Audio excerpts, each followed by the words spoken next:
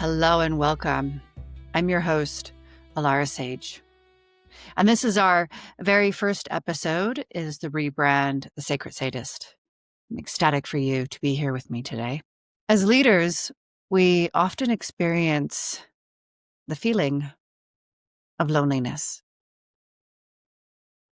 And it doesn't matter whether you are leading your team, hosting a room, whether you're surrounded literally by people in your physical presence, or if you are actually alone in your office. Loneliness can be felt and experienced in any moment. I want to dive into where this loneliness is really coming from, what it is actually trying to tell you, to show you, to teach you. The shadow of loneliness that inherently desires to liberate you into joy, intimacy, and of course, my favorite, ecstasy. Today, as I record, it is Christmas Eve. And I have shared parenting with my two boys. And for really, I don't even know how many years.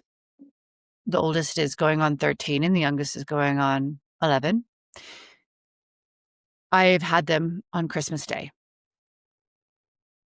But today, they left early in the morning, Christmas Eve. And I was immediately immediately struck with the feeling of loneliness. Now, we can logically explain, well, your kids just left. You were actually in the house by yourself. It's the holidays. There's lots of reasons that we can give ourselves that loneliness exists. But as I already pointed out, and I'm very sure that you have experienced, loneliness doesn't play by these rules. So here I was feeling that drop where your heart feels like it's on the floor, almost as if you're dragging it around. All of a sudden, as a lead weight, as a ball and chain, instead of a ray of sunshine. The house was very quiet. My own presence blaring. And my mind said, well, let's read something. Let's turn something on. Let's do something. Because our mind wants to protect us. Our mind wants to protect us from those feelings. And even deeper, from the belief that those feelings are really pointing to.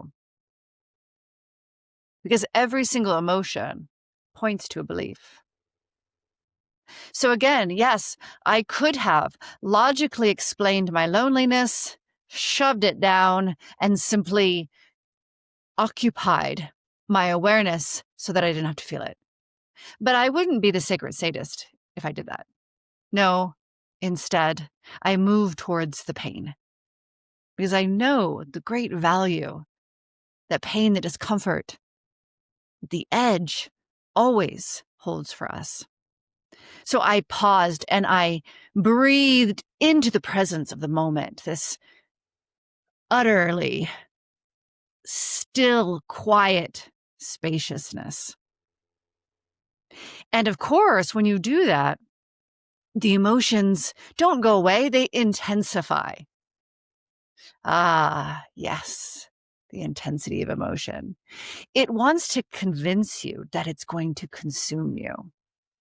It wants to convince you that somehow, whatever that emotion is, it's defining you. That if you feel that loneliness, well, that means you're a lonely person. And if you're a lonely person, society says there must be something wrong with you. But that's not what loneliness means. Loneliness means whatever you have given it meaning. That's it. And the feeling of loneliness is simply that. It's a feeling, it's a sensation, something that will pass at some point or another. As we all know, even the heaviest of experiences like grief, loss of a loved one, while they are roller coasters and very intense, they do soften and through time shift. But again, I don't just allow time to dictate what state of being I am in. I am always seeking my self empowerment. So as I breathed into the moment and I relished in the all of a sudden very uncomfortable feeling of loneliness, I allowed the curiosity of self to explore what is my belief around this loneliness. Because there's going to be two primary beliefs that loneliness is pointing to us.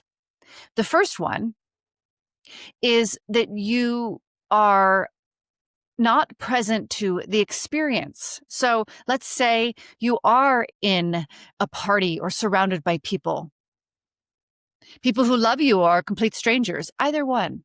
You're not actually physically alone in whatever circumstance that is. And yet you feel that loneliness.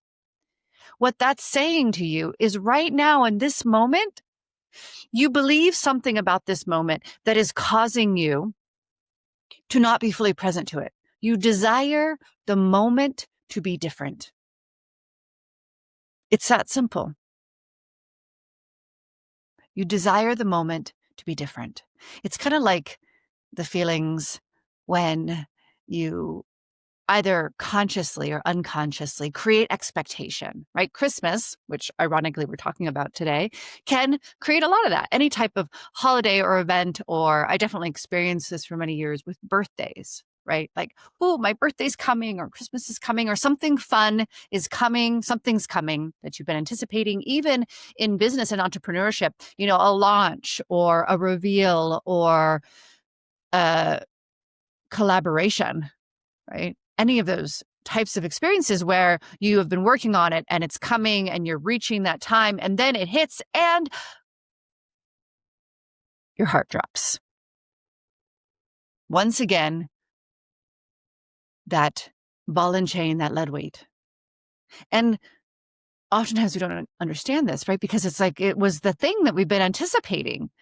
Why does it feel so empty? Why does it feel so lonely? And it's the same reason as somewhere inside of us, we created some sort of expectation of what we were going to experience or what we were going to feel or what was going to happen.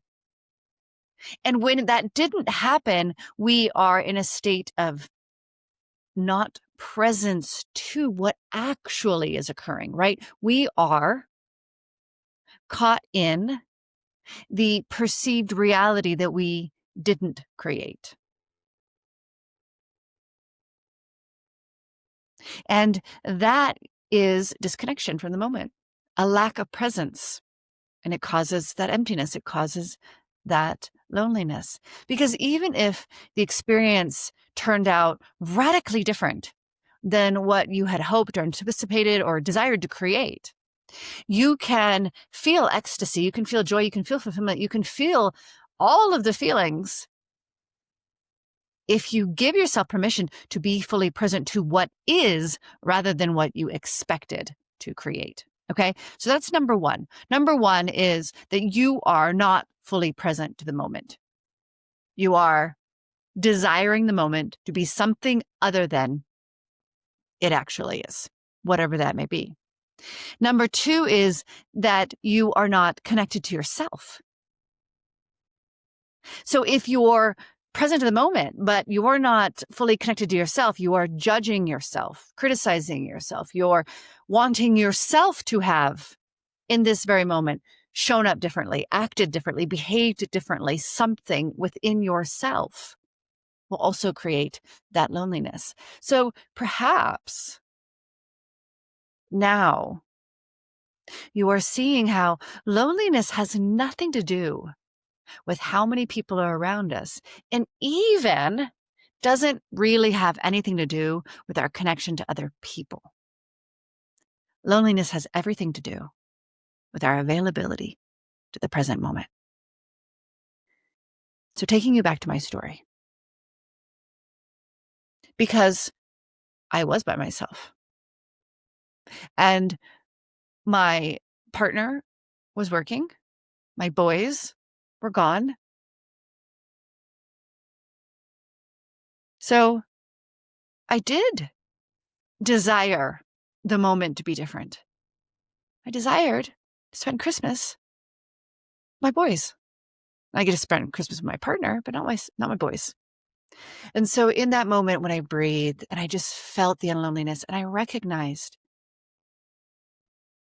that desire and I recognized the current moment, the reality, my current experience of not having that.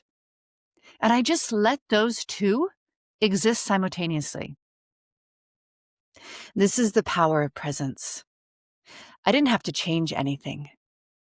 I just allowed the truth that they can coexist, that I can be fully present to the moment of my boys not being here for Christmas while I simultaneously hold the desire that they were here for Christmas.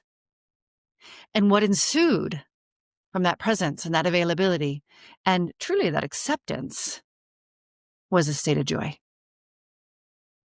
Not because I was trying to make myself happy, not because I was picking up a glass of wine, chugging away my sorrows, turning on the music and attempting to dance myself into aliveness.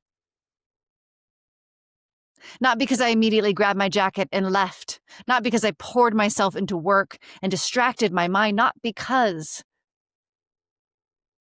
I avoided it, numbed it, tried to change it, but only because I loved it. I accepted it. I allowed it to be what it was. And it shifted. This is the power of presence and feeling and shadow and love. And as I just sat there and I breathed, the energy shifted in my body. I shifted. Once again, that lead weight picked back up. And my loneliness, the actual truth that I was alone didn't feel lonely anymore. I am a person who adores my alone time, as most leaders do. And yet, of course, we can still desire to be around other people, especially those that we love. But in that moment, when I let it all both exist simultaneously, I stepped back into my power and the powerful version of me that loves being alone. So next time you feel this loneliness, whether you are surrounded by people or truly by yourself, ask yourself this: am I desiring my current experience to be different? And if so, can I hold the desire for that difference, whatever that is, and simultaneously what I'm actually experiencing? Or two, if it isn't number one, am I judging myself? Is there something that I'm criticizing or perceiving about myself in this moment that's causing the disconnection and thus the feeling of loneliness? And can I, right now, forgive myself? One of the greatest ways to forgive yourself is the Ho'oponopono prayer. I'm sorry. Please forgive me. Thank you. I love you. You can say that to yourself. I'm sorry. Please forgive me. Thank you. I love you. And breathe into your body and let the prayer be present. Let the apology, let the love be present while maybe you're still feeling the judgment. Maybe you're still feeling the anger towards yourself or the unworthiness or the shame. Because these emotions are not separate. And where emotions that are seemingly separate, like love and judgment of self, love towards self and judgment towards self, where we hold both of them, that is where we truly connect into intimacy of ourselves, of our reality, of our life. That's where we really step into creator consciousness and ultimately ecstasy, my favorite state of being. So I hope this helps you if you are feeling loneliness this holiday season or you experience loneliness just regularly in your life as a leader. As always, I'm so grateful for you being here with me today. Until next time.